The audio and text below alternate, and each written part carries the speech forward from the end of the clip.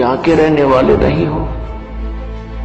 तुम सतलोक में रहा करते थे, जैसे कोई कीट कीड़ा और नमक की बोरी में गिर जाता है और वहां वो उस नमक की बोरी में और टेस्ट ढूंढता है बुरा वाला, कभी नहीं मिल सकता, सपने में भी नहीं हो सकता। आज हम इस नमक की बोरी में पड़े हैं और हम बुरा का टेस्ट ढूंढ रहे हैं। बुरा का टेस्ट तो पुण्यात्माओं बुरा की बोरी में ही मिलेगा। वह बुरा की बोरी है सतलोक, सचखंड, उस अमरलोक। और जब तक उस बुरा की बोरी में हम नहीं गिरेंगे वो टेस्ट आ ही नहीं सकता, चाहे कितनी कोशिश कर लेना। और परमात्मा ने आके बताया है कि वो सुख जिसे तुम छोड़ आए अब तुम्हें वो याद आ रहा है, यहां वो मिल नहीं सकता। इस काल भगवान ने आप जी को मूर्ख बना रखा है, धोखे में रखा हुआ है। हमारे साथ ऐसी इतनी बुद्धि दे रखी हमारे को, जैसे कोई पशु भैंस का बच्चा मर जाता है, व्यापारी लोग क्या करते हैं, उस भैंस के मरे हुए बच्चे के खाल उतरवा के उसके अंदर भूस भरवा के और एक दूम रख लेते हैं उसकी, बाकी चाम होता है, उसका सिर भी नहीं होता, और उसको उस भैंस के सामने रख देते। भैंस उसको अपना बच्चा मानकर उसको चाटती है, प्यार करती है, फिर दूध देना शुरू कर देती है। और व्यापारी उस भूस भरे हुए चाम को, खाल को लेकर चल पड़ता है। वो भैंस पीछे पीछे रया करती हुई भागती है अपना बच्चा समझकर। उसमें तो सारा भूस भरा है, खाल खाल लपेट रखी है। यही स्थिति हमारे साथ यहाँ कर रखी है। जिनको हम अपना बेटा बेटी पिता पुत्र समझते हैं, इस काल ने हार्ड चाम मांस ये सारा गंद भर के ऊपर ये चाम लपेट रखा है और इनको हम अपना मानते हैं। ये इतनी सी बुद्धि दे रखी है हमारे को।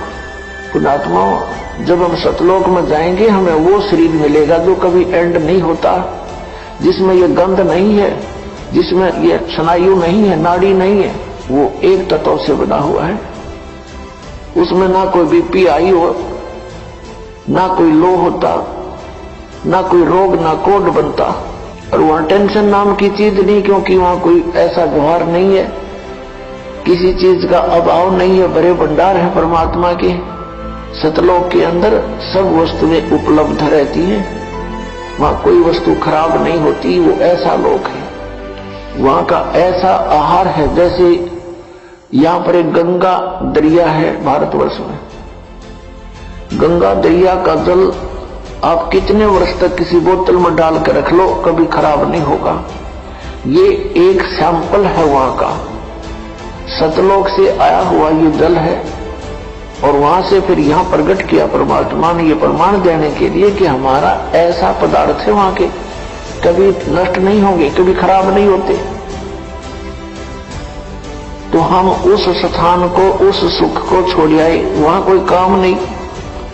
पुण्यात्माओं, या कोई भी काम कर राजी नहीं है, मजबूरी में करना पड़ता है, क्योंकि ये पेट ऐसा लगा दिया, इसने कर्म नहीं करेंगे तो इसका निर्वाह हो ही नहीं सकता।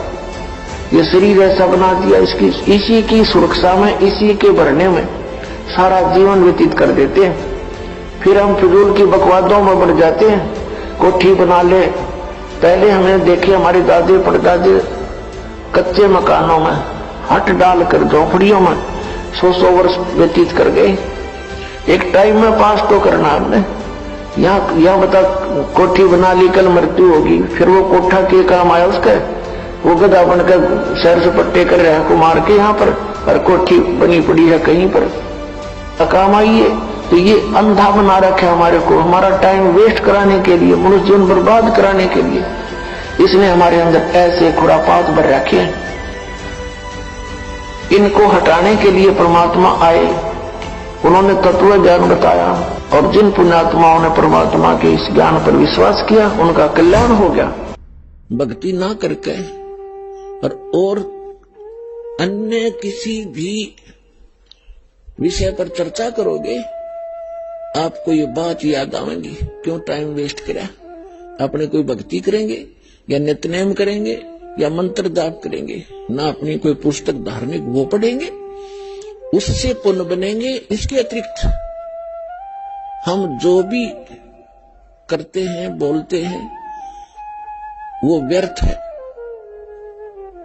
वो यूजलेस है। इसलिए सभी संतों ने इस बात को समर्थन दिया है कि परमात्मा की भक्ति करो, बाकी आप जितना भी क्रिया इसके अतिरिक्त करते हो ये आपको लाभ नहीं